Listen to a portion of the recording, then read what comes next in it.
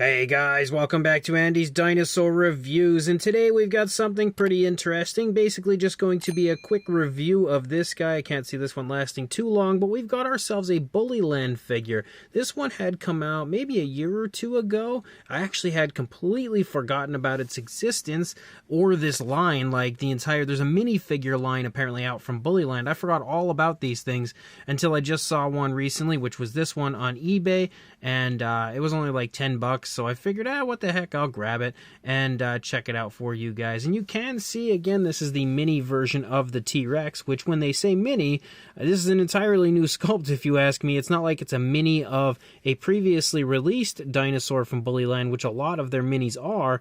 This one is just as far as I'm aware, a totally original sculpt, which kind of gives it like that juvenile or baby Rex sort of look. Like you could definitely put this with an adult and then have it, look like it's baby. But one thing that's interesting is it's got quite the mixture of things going on. First of all, we have a tail dragging tripod pose, which sort of gives it a really cool vintage Rex look and feel. But at the same time, if you look closely here at it, you can see that it looks like it has lips, so giving it kind of more a modern sort of a look for a T-Rex. So very interesting. Either way, I am pretty excited to take a closer look at something new from Bullyland. Even if it's not from this year, it's at least something that I haven't seen before. So let's jump to a closer look and check it out. So starting up here at the head sculpt of our T-Rex, you can see it looks pretty decent overall, especially when it comes to having that old school look. I feel like it really nicely captures the old school look of a T-Rex, except for the fact that, again, it does have lips, because normally on a lot of older reconstructions of Tyrannosaurus, you would definitely see the teeth out. So something that's pretty cool about this one is the fact that it does have lips, though we have definitely seen older reconstructions of Tyrannosaurus with lips, so it's not like it's completely new school just because it has lips. We have, like, if you look at Charles R. Knight and stuff like that, some of his Tyrannosaurs had lips. But the fine detail actually looks quite nice on the face here. You can see the nostrils. You can also see a bit of variation of color, as we have variations of like black and dark browns kind of mixing together here on the face. You can see almost like an orangish eye with a black pupil, which looks pretty good. As you move down into the neck, you can see some decent skin texture. You've also got this very interesting patterning moving down along the back of the dinosaur. I also feel like the coloration is something that you would have probably seen on a lot of older versions of T-Rex. It's not really that great, not the most, in my opinion, natural coloration. It looks more like paint on the figure rather than body color, but it looks okay for what it is. The skin texture, though, does continue to look really good as you move through the figure. Very vibrant, very nice looking scale detail.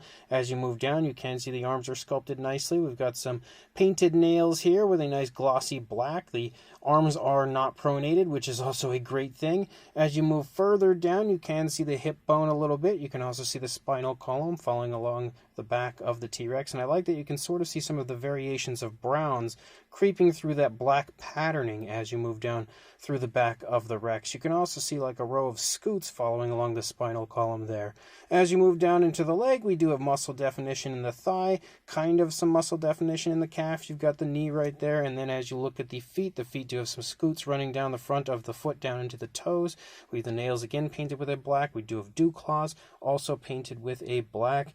Not the best looking foot sculpt, but it looks, I guess, okay for what it is. And then as we lead down into the tail, again, the tail is down on the ground, definitely giving this that tripod, old school sort of look, which is, I think, one of the reasons why it's so appealing to me, because I, of course, love old school style dinosaurs. Definitely a big fan of the vintage dinosaur. But you can see the skin texture continues to look pretty nice. A very slight curve to the tail, which you could see right there.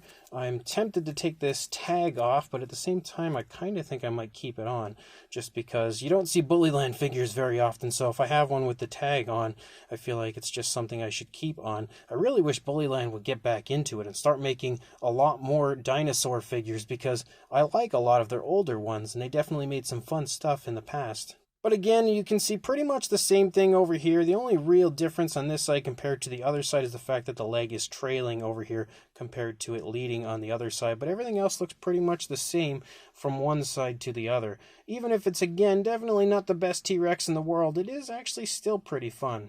Now, of course, being a mini, it is very small. I think it's pretty obvious at this point when you saw it in my hands, but lengthwise about 4 inches or 10 centimeters. And then for a height, you are looking at approaching 2¼ inches, but not quite, or around the 5½ centimeter mark for a size comparison. There is Mr. Papo T-Rex, the Attack Pack Colovosaurus, Robert Muldoon, and the Collect A Human Being next to our Bullyland Mini T-Rex, which you can very clearly see is exactly that, definitely a minifigure. And then I don't think we need too many comparisons this time around, but when it comes to other minifigure comparisons, we have a Captives and a Mattel Mini, which you can see this T-Rex is definitely right there in the same similar size range, just a little bit bigger. And then for one final comparison that I felt like would be a pretty fun one, we have the adult Tyrannosaurus from Bullyland next to the Mini, and you can see they do make a pretty good, I guess mother and son, or father and daughter, I don't know, whatever one you want to go with, but it does look like, a pretty cool little T-Rex family. And there are other color variants out for this T-Rex, so if you happen to grab a different color variant, you could have both adults and then a baby, or maybe numerous babies if you grab a couple of them. Again, the possibilities are pretty much endless, I think, when it comes to this Bullyland release. So this Bullyland Mini T-Rex is pretty cool. It's not great, but it's not bad. I do like the sort of, vintage look of it. The tripod pose is something I am a big fan of. I love old school Tyrannosaurs, and we definitely have that going on with this version from Bullyland.